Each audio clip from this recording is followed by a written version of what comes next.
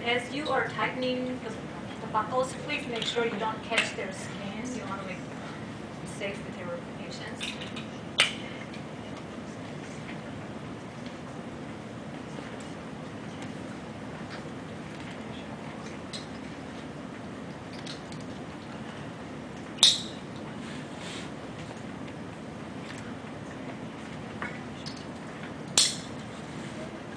I'm going to go around and tighten it, and when I tighten it, my hand is under the buckle, so you can see it. So I put it under the buckle so it doesn't catch their skin or anything. And that way I get an idea as to be tight. Okay.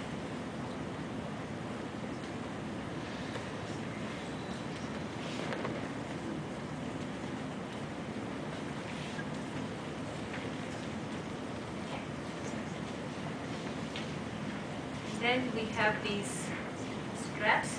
They go under here.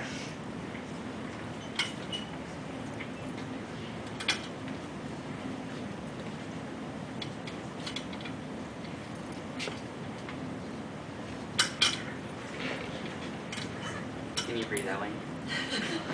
Yeah. Is it too tight? No, it's seriously. good. Okay. I mean, it needs to be tight, but I want to make sure you're uncomfortable. You good?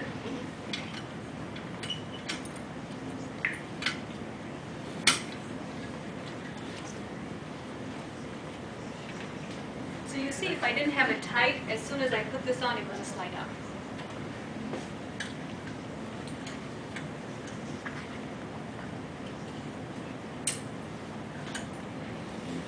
Doing okay, Ellie? I'm going to tighten it really well.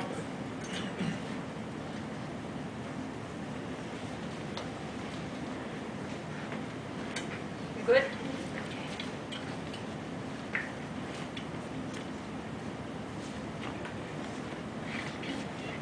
This is still not tight. Okay, she's all snug now. Okay.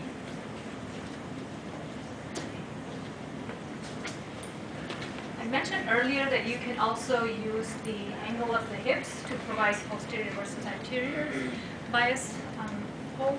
So because we want to do posterior bias pull, it would be beneficial to have our knees a little bit higher. Turn myself.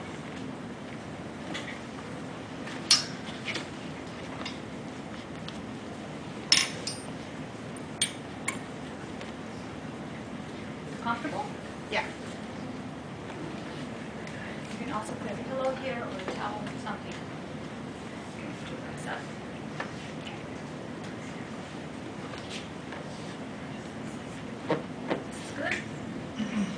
You can now use a spreader bar, or you can directly hook these straps into the traction unit. Doesn't really matter.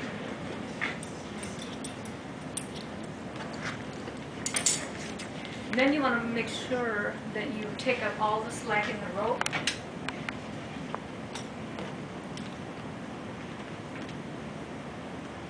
I always feel like that, even though I feel like I have gotten all of the slack out, there's always some slack.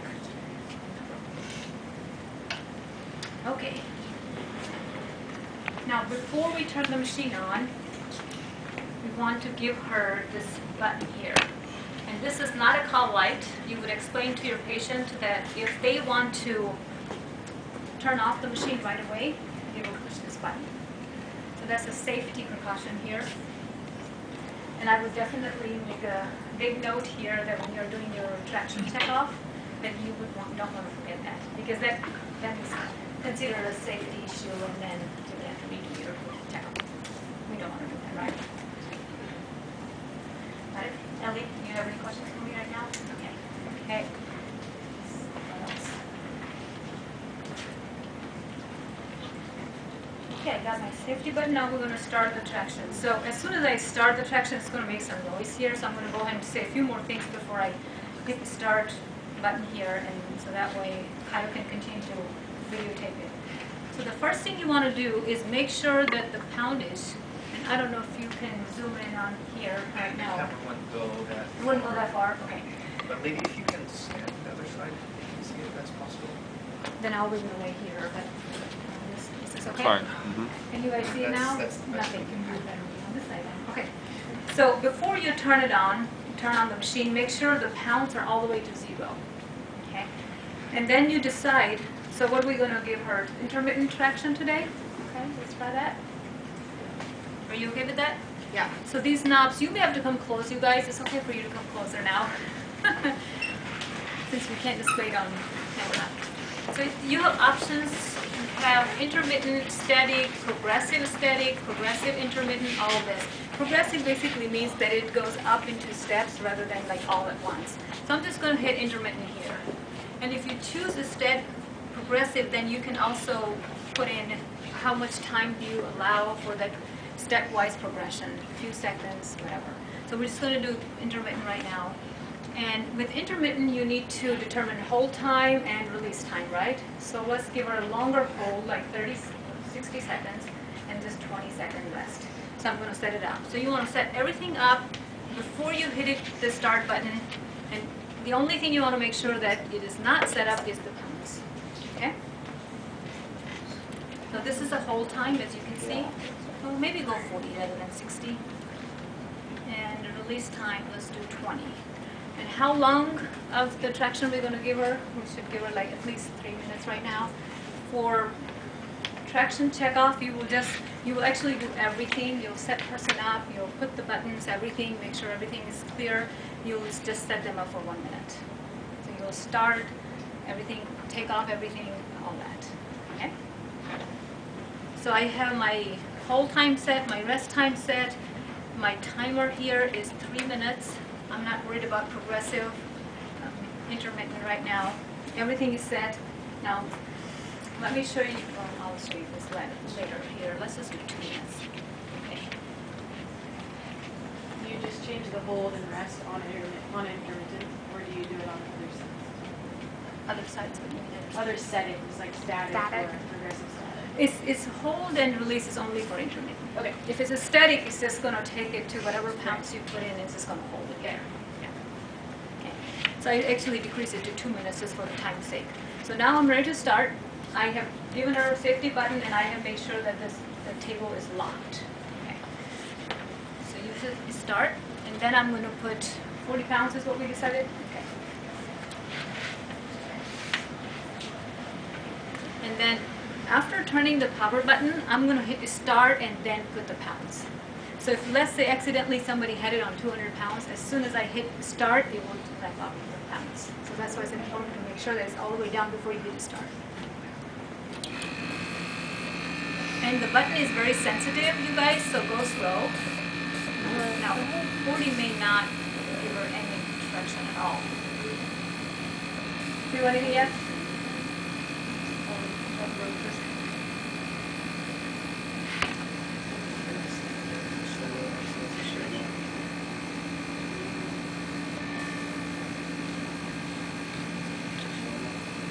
I'm going to try a little bit more. Okay, towards 50. See how it's really sensitive, it just jumps up.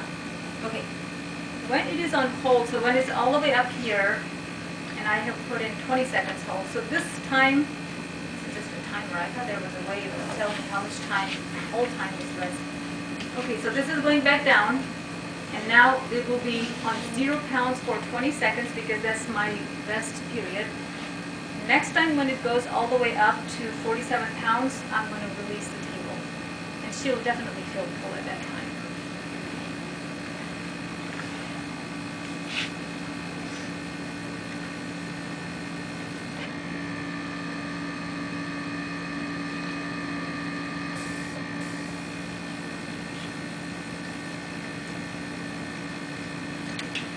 Now, some people release the table during the rest time. Some people release it all the way and up. Doesn't really matter. Okay? Okay, Ellie? Yep.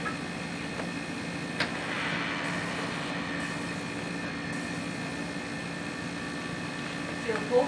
Yeah.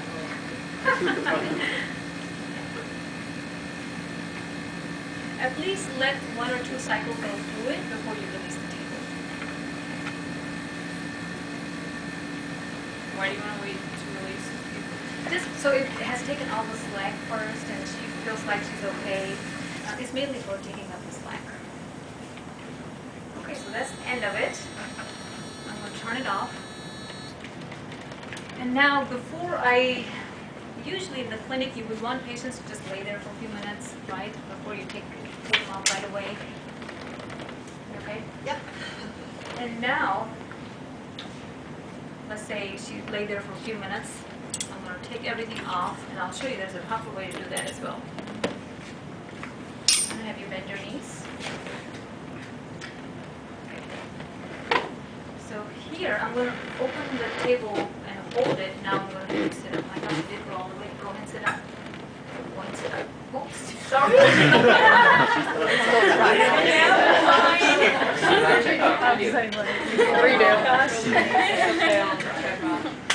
Take the belt off first, and then have her sit up. I'm going to feel my own traction. Real bad. Doesn't matter.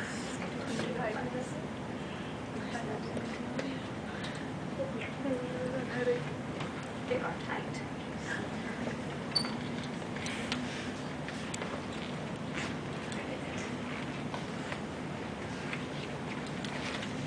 I did get it. Okay. Yeah. It's really tight.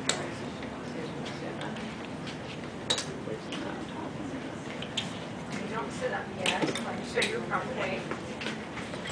Now, I'm basically going to hold this table open and have her sit up now. And the reason you want to hold it open, so because when they sit up, it's going to move, and you don't want their skin to get pinched. Any questions about that? Is it a requirement? You can now stop.